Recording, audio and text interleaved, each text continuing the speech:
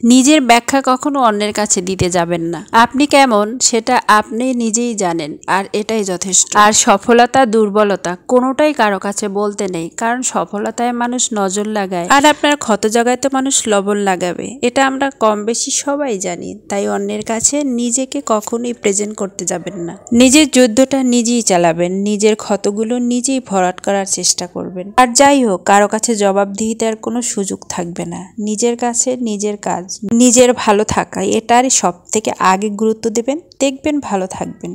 একটা সময় এই ব্যাপারগুলো আমিও বুঝতাম না, ধাক্কা খেতে খেতে এখন মোটামুটি তো বুঝেছি, তাই আপনাদের সাথেও শেয়ার করছি। আমি কোনো জ্ঞানী মানুষ নই বা জ্ঞানের কথা বলছি না, আসলে বাস্তব অভিজ্ঞতা থেকে যে অর্জনগুলো তারই কিছু কিছু অংশ আপনাদের সাথে শেয়ার করছি। জানি না আপনাদের বিরক্ত লাগে না ভালো লাগে, অবশ্যই কিন্তু কমেন্টে বলে যাবেন। আসসালামু আলাইকুম, আশা করি সবাই খুব ভালো আছেন। আজকেও চলে আসলাম আমার এই রান্নাবান্নার ভিডিও নিয়ে। আর আমি যা রান্না করি প্রতিদিন সেটাই আপনাদের সাথে শেয়ার করি, জানি না আপনাদের কেমন লাগে। তো আজকে রান্না করছি পালং শাক, এই সিজনের প্রথম পালং শাক রান্না করলাম আজকে। আর এটা চিংড়ি মাছ আর আলু দিয়ে রান্না করলাম। আর এই পালং শাকটা খেতে কিন্তু অনেক বেশি মজা লাগে, আমি তো খুব পছন্দ করি, জানি না আপনাদের কার কেমন লাগে। আর রান্না করছি ফুলকপি, সেটাও চিংড়ি মাছ দিয়ে। আসলে আমরা চিংড়ি মাছ দিয়ে সবজি খেতে বেশি পছন্দ করি, তাই আমার অনেক রান্নায় দেখে থাকবেন যে চিংড়ি মাছ দিয়ে সবজি আলাদা রান্না করি।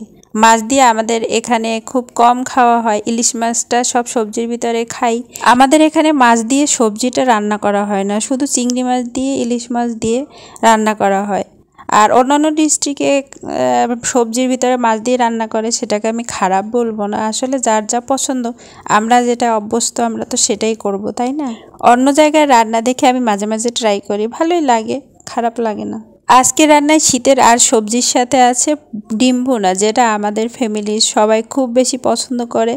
তাই আমি দেখা যায় অনেক সময় অনেক রান্নার সাথে ডিম ভুনাটা করে থাকি। আর এই ডিম ভুনাটা থাকলে বাসায় আমার ছেলেকে বলতে হয় না যাও ভাত খাও, বারবার বলতে হয় না, সে নিজে থেকে এসেই খেয়ে চলে। আমরা আমাদের বাস্তব জীবনের শিক্ষাগুলো কিন্তু আমরা যখন পরিস্থিতির শিকার হই ঠিক তখনই শিখি, তাই না?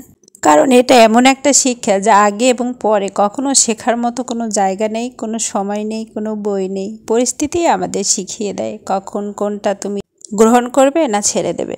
তো আপনাদের সাথে কথা বলতে বলতে আমার রান্না কিন্তু শেষ। আমার রান্নাগুলো কেমন হয়েছে কমেন্টস করতে ভুলবেন না। আর এই রান্নাগুলোর ভিতরে কোনোটা কি আপনার পছন্দের লিস্টে আছে সেটাও কিন্তু বলে যেতে পারেন, তাহলে আমার খুব ভালো লাগবে।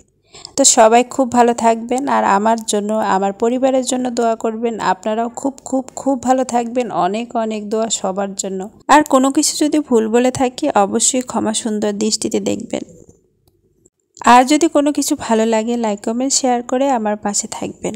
দেখা হবে আর একটা নতুন ভিডিওতে, সেদিন আরও কিছু কথা হবে, গল্প হবে আপনাদের সাথে। সেই পর্যন্ত আল্লাহ হাফেজ, আসসালামু আলাইকুম।